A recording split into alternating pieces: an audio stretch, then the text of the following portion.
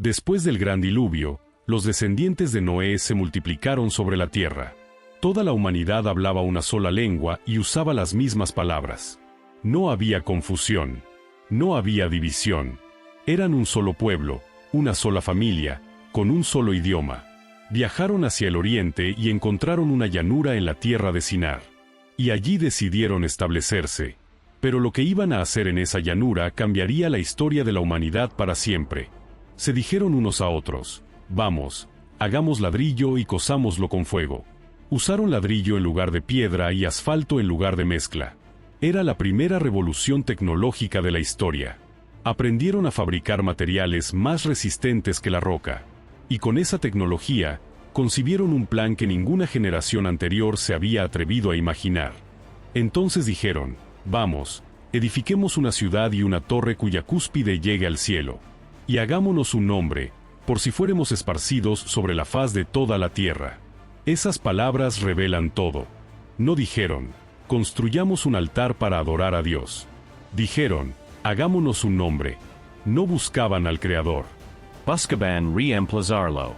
Querían demostrar que la humanidad podía alcanzar el cielo por sus propios medios. Miles de hombres y mujeres trabajaron día y noche. Cargaban ladrillo sobre sus espaldas, subían rampas interminables, mezclaban asfalto bajo un sol abrasador. La torre crecía nivel tras nivel. Cada planta era más alta que cualquier estructura construida antes. Los cimientos eran enormes. Las paredes, gruesas como murallas.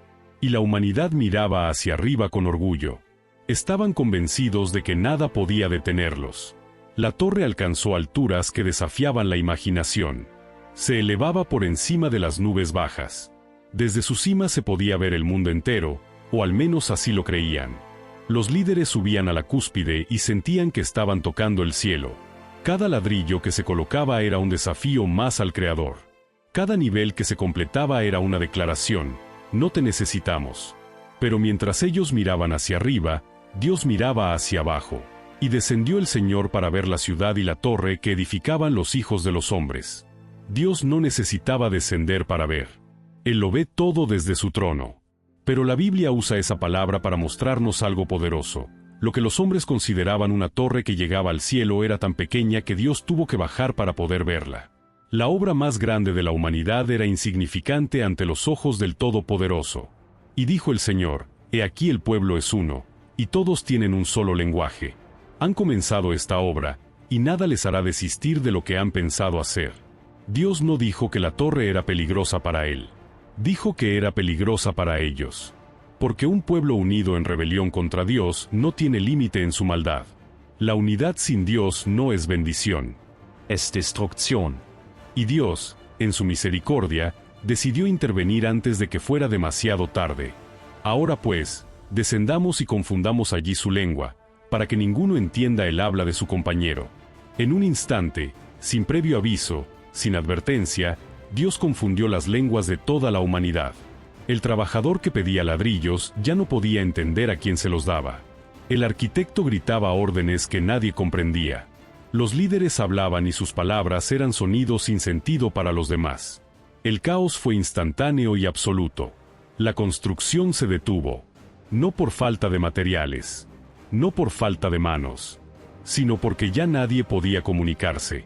Los grupos que hablaban el mismo idioma se juntaron entre sí y se alejaron de los demás. Se formaron divisiones donde antes había unidad. Surgieron conflictos donde antes había cooperación. La torre, que iba a ser el símbolo del poder humano, se convirtió en el símbolo de la soberbia humana destruida por Dios. Así los esparció el Señor desde allí sobre la faz de toda la tierra, y dejaron de edificar la ciudad. Grupos de familias partieron en todas las direcciones. Algunos caminaron hacia el norte, hacia lo que hoy conocemos como Europa y Asia. Otros hacia el sur, hacia África. Otros hacia el este, hacia la India y China. Y otros hacia tierras que los demás nunca volverían a ver. De un solo pueblo nacieron todas las naciones del mundo. Por eso fue llamado su nombre Babel, porque allí confundió el Señor el lenguaje de toda la tierra. La palabra Babel significa confusión. Ellos querían hacerse un nombre. Y Dios les dio uno. Pero no el nombre de gloria que esperaban. Les dio el nombre de la confusión. El nombre de la vergüenza. El nombre que la humanidad recordaría por miles de años como advertencia: nadie puede desafiar a Dios y prevalecer. Del capítulo 10 de Génesis conocemos la tabla de las naciones. De los hijos de Noé, Sem, Cam y Jafet, nacieron los pueblos que llenarían la tierra. De Jafet vinieron los pueblos del norte y del oeste. De Cam vinieron los pueblos de Canaán, Egipto y África. De Sem vinieron los pueblos semitas, de donde nacería Abraham, y de Abraham, el pueblo de Israel. Dios no destruyó a la humanidad en Babel. La multiplicó. Convirtió un acto de rebelión en el inicio de la diversidad de todas las naciones. La tradición antigua identifica a Nimrod como el líder detrás de la construcción de Babel. La Biblia dice que Nimrod fue vigoroso cazador delante del Señor. Fue el primer hombre poderoso en la tierra. Fundó Babel, Erec, Akkad y Calne en la tierra de Sinar. Nimrod no solo cazaba animales, cazaba poder. Quería ser el primer rey del mundo, y la torre era su trono. Pero Dios demostró que ningún trono humano puede competir con el trono celestial. Los arqueólogos han descubierto en la antigua Babilonia los restos de enormes zigurats, torres escalonadas que se elevan hacia el cielo. La más famosa es el Etemenanki, la torre del templo de Marduk en Babilonia, que muchos eruditos asocian con la torre de Babel bíblica. Tenía 7 niveles y medía más de 90 metros de altura. Nabucodonosor II la restauró siglos después, pero la estructura original se remonta a tiempos muy antiguos. La historia confirma lo que la Biblia ya nos contó. El pecado de Babel no fue construir una torre, fue el orgullo. Fue creer que el hombre puede alcanzar a Dios por sus propias fuerzas. Fue decir: no necesitamos al Creador. Nosotros somos nuestros propios dioses. Este mismo pecado se ha repetido a lo largo de la historia. Cada imperio que se creyó invencible cayó. Cada hombre que se creyó Dios fue humillado. Desde Babel hasta hoy, el mensaje es el mismo: Dios resiste a los soberbios, pero da gracia a los humildes. Siglos después, en el día de Pentecostés, Dios hizo algo extraordinario. Envió su Espíritu Santo sobre los apóstoles. Y ellos comenzaron a hablar en todas las lenguas del mundo. Gente de todas las naciones los escuchaba hablar las maravillas de Dios en su propio idioma. En Babel, Dios dividió las lenguas como juicio. En Pentecostés, las unió como gracia. Lo que el orgullo humano destruyó, el Espíritu de Dios lo restauró. Hoy el mundo sigue construyendo sus propias torres de Babel. Rascacielos que tocan las nubes. Tecnología que promete hacernos inmortales. Inteligencia artificial que pretende reemplazar al Creador. El ser humano sigue diciendo: hagámonos un nombre. Pero la lección de Babel permanece. No importa cuán alto construyas. No importa cuán avanzada sea tu tecnología. Si Dios no está en el centro de tu vida, todo lo que construyas terminará en confusión. Pero Dios no terminó la historia en Babel. Inmediatamente después, en Génesis capítulo 12, Dios llamó a Abraham. Le dijo: vete de tu tierra, de tu parentela y de la casa de tu padre, a la tierra que yo te mostraré. Haré de ti una nación grande.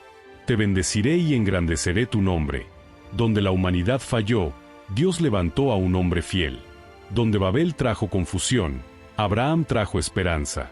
Y de Abraham nacería el pueblo de Israel, y de Israel nacería Jesús, el Salvador del mundo. La Biblia dice en Proverbios capítulo 16, versículo 18, antes del quebrantamiento es la soberbia, y antes de la caída, la altivez de espíritu.